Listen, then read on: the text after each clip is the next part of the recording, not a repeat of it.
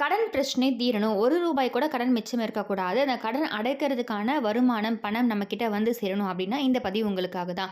நம்மளுடைய வருமானம் ரெட்டிப்பாகணும், தொழில்ல நல்ல முன்னேற்றம் அடையணும். அது மட்டும் இல்ல, நம்மளுடைய கர்ம வினை படிப்படியா குறைய ஆரம்பிக்கணும். நம்மளுடைய வாழ்க்கையில முன்னேற்றம் அடையணும் அப்டின்னா, இந்த பதிவு உங்களுக்காக தான். ஸ்கிப் பண்ணாம ஃபுல்லா பாருங்க. கண்டிப்பா யூஸ்ஃபுல்லா இருக்கும். இன்றைய தினம் மாதத்தின் முதல் சனிக்கிழமை, அதாவது செப்டம்பர் மாதத்தின் முதல் சனிக்கிழமை. அதோடு விநாயகர் சதுர்த்தி வந்திருக்கு. சனிவார விநாயகர் சதுர்த்தி. இந்த விநாயகர் சதுர்த்தி அன்று இரவு 12 மணிக்குள்ள இந்த ஒரு எளிய விஷயத்தை நீங்கள் செய்யுங்க. இந்த ஒரே ஒரு பொருளை ஜஸ்ட் சும்மா தூவி விடுங்க. ஒரு ட்ரை மட்டும் பண்ணி பாருங்கள். கண்டிப்பாக உங்கள் வாழ்க்கையில் பெரிய அளவில் மாற்றம் ஏற்படும். ஸோ உங்களுடைய அனைத்து விதமான கடன் பிரச்சனைகள் தீர ஆரம்பிக்கும், பணம் சேர தொடங்க ஆரம்பிக்கும். ஸோ இது வரைக்கும் வந்து கடன் இருக்குது, அந்த கடனை அடைக்கிறதுக்கான வருமானம் இல்லை, அந்த கடனை அடைக்கணும்னா இன்னொரு இடத்துல கடன் வாங்கி தான் கடன் கட்டுற மாதிரி இருக்குது, வட்டிக்கு வட்டி வாங்கிட்டு இருக்க மாதிரி இருக்குது, ரூ. 1 கூட சேர்த்து வைக்க முடியல, இந்த மாதிரி பல பிரச்சனைகள் இருக்குன்னா இது எல்லாத்திற்கும் ஒரே ஒரு தீர்வு, இந்த ஒரு பொருள் மட்டும் போதும். ஸோ இதை நீங்கள் தினந்தோறும் செய்யலாம், தவறு கிடையாது. நிறைய பிரச்சனைகள் இருக்குது, சீக்கிரமாக இதற்கு ஒரு சொல்யூஷன் வேணும்னு நினைக்கிறவங்க தினந்தோறும் நீங்கள் செய்யலாம். ஒரு சில நாட்களே மாற்றம் தெரியும். ஸோ இன்றைய தினம் தவறாமல் கண்டிப்பாக செய்யுங்க. முடிஞ்சவங்க தினந்தோறும் செய்யுங்க, முடியாதவங்க உங்களுக்கு எப்போல்லாம் வாய்ப்பு கிடைக்குதோ அப்போ எல்லாமே செய்யலாம். அதே மாதிரி இதை அனைத்து மதத்தினருமே செய்யலாம். யாருக்கெல்லாம் கடன் தீரணுமோ, யாருக்கெல்லாம் பணம் தேவை இருக்கோ, பணம் சேரணுமோ, அவங்க எல்லாருமே செய்யக்கூடிய ஒரு எளிமையான விஷயம்தான். ஸோ அந்த பொருள் என்ன, இது எப்படி வந்து நம்ம தூவி விடணும், எந்த இடத்துல தூவி விடணும், இந்த மாதிரி பல விஷயங்கள் நம்ம வந்து தொடர்ந்து பதிவுகளில் பார்க்கலாம். ஸோ அதுக்கு முன்னாடி இது வரைக்கும் பிரணவ் சமையலறை சப்ஸ்கிரைப் பண்ணதை ஃபர்ஸ்ட் டைம் பார்க்குறீங்க அப்படின்னா மறக்காமல் சேனலை சப்ஸ்கிரைப் பண்ணிக்கோங்க. பக்கத்தில் இருக்க பெல் ஐக்கனை கிளிக் பண்ணிக்கோங்க. ஸோ நம்ம போகிற ஆன்மீக தகவல்கள் நீங்கள் மிஸ் பண்ணாமல் பார்க்கலாம், உங்களுக்கு நோட்டிஃபிகேஷன்ஸ் வரும். இன்றைய தினம் பார்த்தீங்கன்னா மதியம் 3 மணியோட சதுர்த்தி திதி முடிவடைந்துருச்சு. ஸோ நம்ம வந்து நேற்று ஆரம்பித்து இன்று மதியம் 3 மணி வரைக்குமே சதுர்த்தி திதி இருந்துச்சு. ஆனால் இன்றைய தினம் சூரிய உதயத்தின் போது சதுர்த்தி திதி இருக்கிறதுனால இன்றைய தினம் விநாயகர் சதுர்த்தி நம்ம செலிப்ரேட் பண்ணியிருப்போம். ஸோ அதே மாதிரி 3 நாள், 5 நாள், 7 நாள், ஸோ இந்த மாதிரி நம்மளுடைய விநாயகரை வீட்டில் வைத்து வழிபாடு செய்கிறது.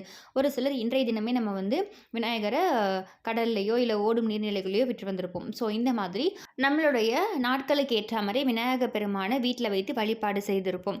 ஸோ இப்போ இந்த வழிபாடு எல்லாமே நம்ம செய்திருந்தாலும் சரி, ஒரு சிலரால் தவிர்க்க முடியாத சூழ்நிலை காரணமாக வழிபாடு செய்ய முடியலாலும் சரி, நீங்கள் வந்து மனதார விநாயகர் பெருமானை நினைத்தாலே போதுமானது. ஸோ வந்து நம்மளோட மாதவிடாய் காலம் அப்படின்றதுனால ஒரு சிலரால் இந்த மாதிரி செய்ய முடியல அப்படின்ற வருத்தப்பட்டிருந்தீங்க. ஸோ அந்த மாதிரி இருந்தாலும் ஒன்றும் பிரச்சனை கிடையாது. நீங்கள் மனதார உங்களுடைய விநாயகர் பெருமானை வேண்டிக்கோங்க.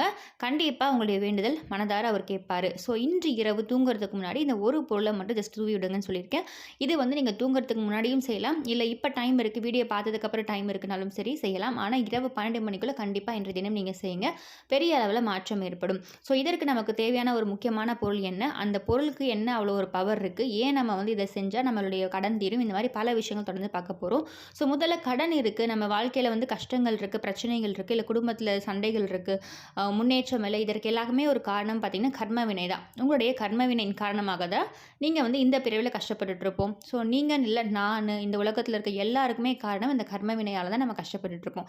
அந்த கர்ம வினை படிப்படியாக குறைந்தால் மட்டும்தான் நம்ம வாழ்க்கையில் முன்னேற்றம் அடைய முடியும். அதே மாதிரி கடன் பிரச்சனையிலேருந்து வெளியே வர முடியும். ஸோ கடனுக்கு நிறைய காரணங்கள் இருக்கலாம். நம்ம வந்து கடன் தீரணும் அப்படின்றதுக்காக செவ்வாய்க்கிழமையில் முருகப்பெருமான வழிபாடு செய்யுங்க, முருகப்பெருமானுக்கு தீபம் ஏற்றுங்க, கடன் அடையும்னு சொல்லிப்போம். ஏன்னா கடனுக்கு ஒரு முக்கிய காரணம் செவ்வாய் பகவான். செவ்வாய் பகவானோட அதிபதி பார்த்தீங்கன்னா முருகப்பெருமான். முருகப்பெருமானுக்கு விளக்கேற்றும் பொழுது உங்களுடைய கடன் அப்படின்றது தீர ஆரம்பிக்கும் சொல்லுவோம்.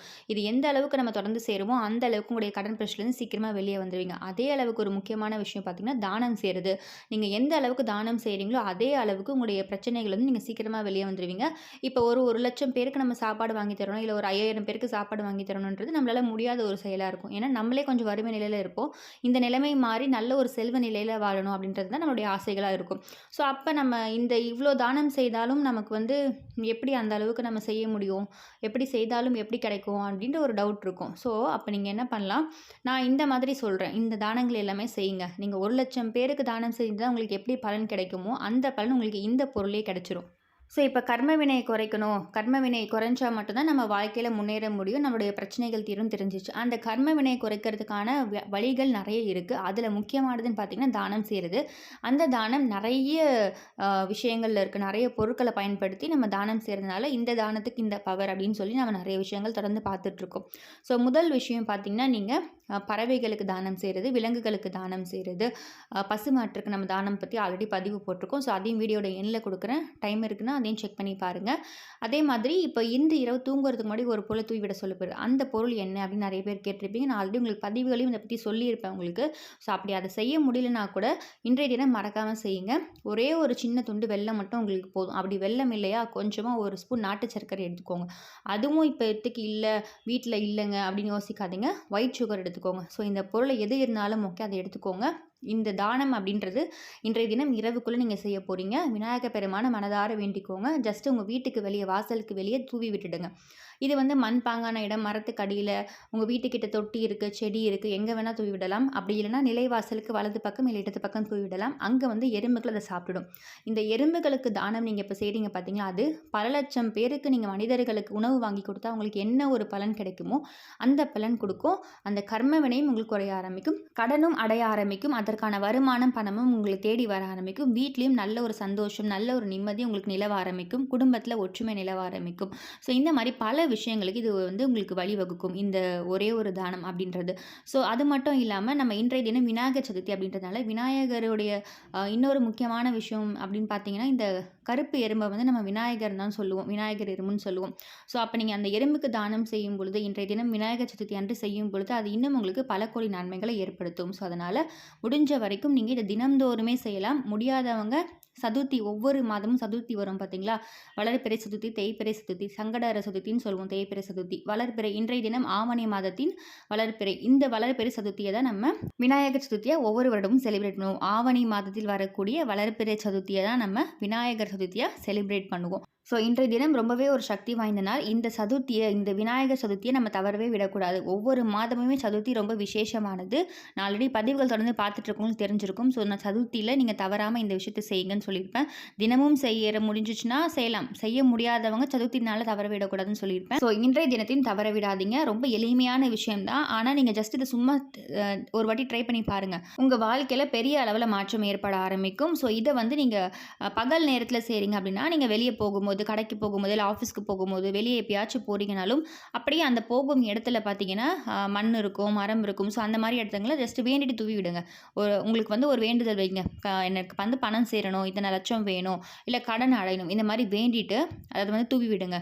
கண்டிப்பாக அந்த எறும்புகள் பார்த்திங்கன்னா அதை சாப்பிட ஆரம்பிக்கும். ஸோ அப்படி சாப்பிட சாப்பிட உங்களுடைய பிரச்சனைகளும் காணாமல் போயிடும். நீங்கள் என்ன கேட்டிருக்கீங்களோ அது கண்டிப்பாக நடக்க ஆரம்பிக்கும். இப்போ தினந்தோறும் செய்கிறீங்க, 15 நாள் செய்கிறீங்க, இல்லை 30 நாள் செய்கிறீங்க, இல்லை மாதம் சதுர்த்தி திதி அன்று செய்கிறீங்கனாலும் சரி, கண்டிப்பாக ஒரு சில நாட்களையே உங்களுக்கு உங்கள் கடனை அடைக்கிறதுக்கான வருமானம், அதற்கான வாய்ப்புகள் இந்த பிரபஞ்சம் உருவாக்கி தரும். அது மட்டும் இல்லை, உங்களுக்கு என்ன தேவையோ அந்த தேவையை இந்த பிரபஞ்சம் உங்களுக்கு பூர்த்தி செய்து தரும். ஸோ அப்படிப்பட்ட ஒரு சக்தி வாய்ந்த விஷயம்தான்.